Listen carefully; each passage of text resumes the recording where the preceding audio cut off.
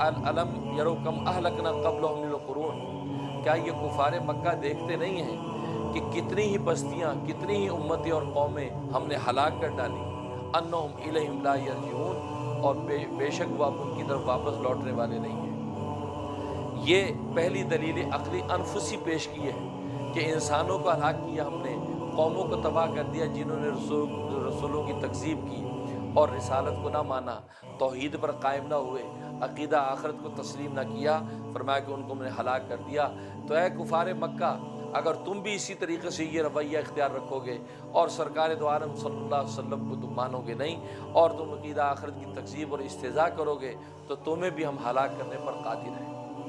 तो ये पहली दलील अक़ली अनफुसी पेश की, जिसमें तरहीब है, जिसमें डरावा दिया गया, धमकी है कि तुम बाज आ जाओ वरना हम तुम्हें भी इसी तरह हलाक कर देंगे जिस तरीके से हमने पहली कौमों को हलाक किया।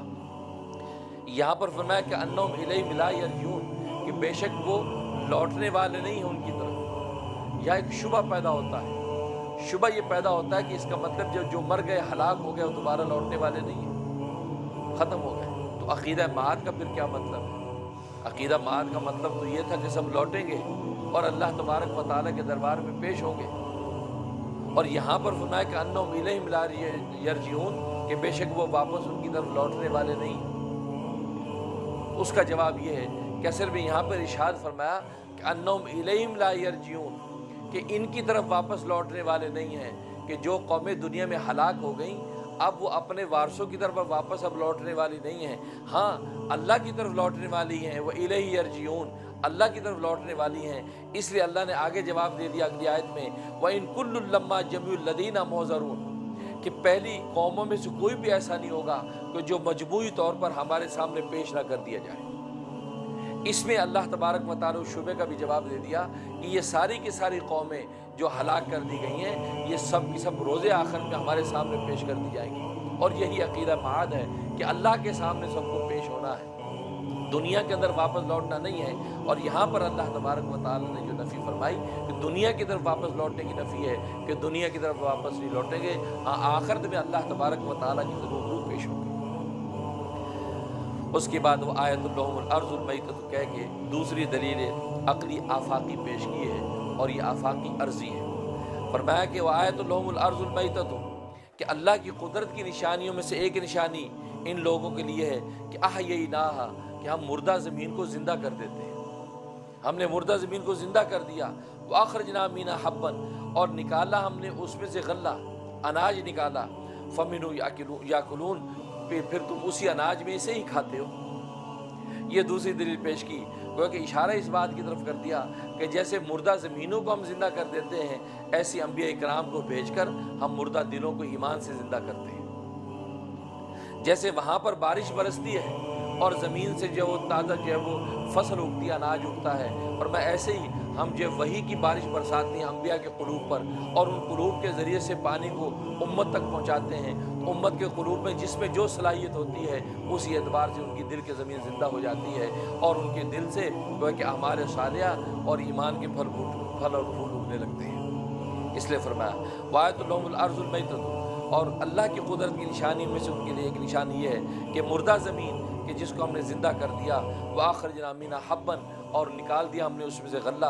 फ़मिन्हु याकुलून, फिर उसी में से वो खाते हैं। या मिन्हु को मुक़द्दम कर दिया, मफ़ूल को मुक़द्दम किया है, हालांकि वो गल्ले के अलावा और चीज़ें भी तो खाते हैं, सिर्फ अनाज ही तो नहीं खाते, इसलिए हसर कर दिया फ़मिन्हु याकुलून, उसी अनाज ही में से ये खाते हैं, इसका मतलब कुछ और नहीं खाते। तो जवाब ये है कि असल में यहाँ हसर इसलिए किया कि आम तौर पे इंसान जब अपने ग़िज़ाई दस्तरखान सजाता है तो वहाँ पर अनाज, गन्ना जो है ये चीज़ों को ज़्यादा खाता है। इंसान गंदम है, जौ है, चने हैं, आटा है, सब्ज़ियाँ, ये चीज़ें, तो चूँकि इन अनाज को ज़्यादा इस्तेमाल करता है इसलिए यहाँ पर उसको हसर के तौर पर इस्तेमाल किया।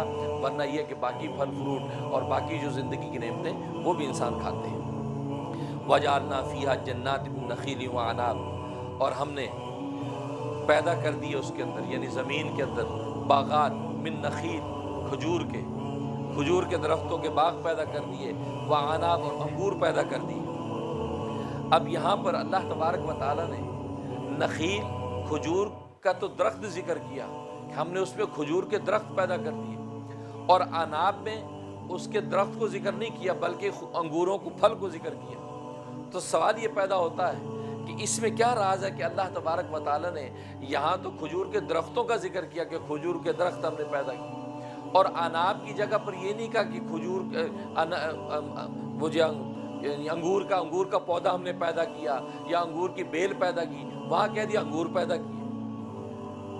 اگر یہ اسلوب بدلنا تھا تو نخیل کی جگہ پر کھجوروں کو ذکر کرتے، ہم نے کھجوروں کو پیدا کیا اور اسی طرح انگوروں کو پیدا کیا، لیکن وہاں درخت کو ذکر کیا، یہاں پھل کو ذکر کیا۔ آخر اس میں کیا راز ہے؟ اس کا جواب مفسرین یہ دیتے ہیں، اصل میں بات یہ ہے کہ درخت جو ہے، اس درخت کے جتنے منافع اور فوائد ہیں اتنے منافع اور فوائد اس کے پھل کے نہیں ہیں۔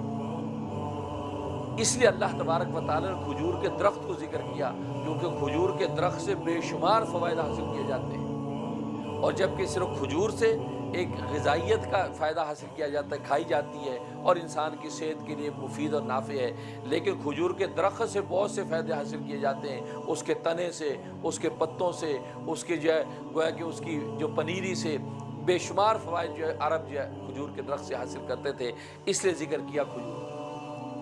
اور دوسرا جواب یہ ہے کہ اصل میں کھجور کا درخت، اس کی تخلیق جب اللہ تبارک و تعالیٰ نے کی ہے، وہ تخلیق کس چیز سے ہوئی؟ لکھا ہے کہ روایات میں آتا ہے کہ حضرت آدم علیہ السلام کا جب پتلا تیار کیا گیا تو آپ کے پتلے سے جو مٹی بچ گئی تھی، اس بچی مٹی سے کھجور کا درخت پیدا کیا۔ اس بچی مٹی سے چونکہ کھجور کا درخت پیدا کیا، اور یہ وجہ ہے کہ کھجور کے درخت کی مماثلت ہے انسان کے ساتھ۔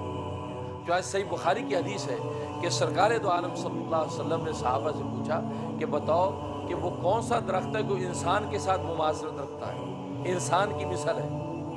تو صحابہ حیران ہو گئے کہ وہ کون سا درخت ہو سکتا ہے۔ تو وہ جنگل میں، وادیوں میں گھومنے لگ گئے، سوچنے لگ گئے کہ کون سا درخت ہوگا۔ عبداللہ ابن عمر رضی اللہ تعالیٰ فرماتے ہیں کہ میرے دل میں بات آئی کہ یہ تو کھجور کا درخت ہوگا، کیونکہ ہوا یہ تھا کہ جب نبی کریم صلی اللہ علیہ وسلم نے یہ سوال کیا تھا، اس وقت آپ کو کسی نے کھجوریں پیش کی، اور وہ کھجوریں جو اپنی شاخوں کے ساتھ تھیں، آپ نے کھجوریں قبول کی، ان پہ تناول بھی فرمایا، اور اس کو دیکھتے ہوئے آپ نے یہ سوال کر دیا۔ تو عبداللہ ابن عمر رضی اللہ تعالیٰ فرماتے ہیں کہ میں نے یہ سوچا کہ ہو نہ ہو یہ کھجور کا درخت ہے کہ جو آپ کے سامنے موجود ہے اور آپ نے اسی میں سوال کیا ہے۔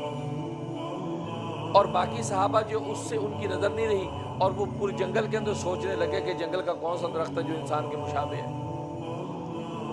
فرمایا کہ صحابہ اکرام نے کہا یا رسول اللہ، اللہ و رسول عالم، آپ ہی بتا دیجیے کون سا درخت ہے۔ تو نبی کریم صلی اللہ علیہ وسلم فرمایا کہ النخلہ، فرمایا وہ نخلہ ہے، یعنی وہ کھجور کا درخت۔ نخیل وہ نخلہ کی جمع ہے، نخلہ ایک درخت کو کہتے ہیں، نخیل بہت سے کھجوروں کے درختوں کو کہتے ہیں۔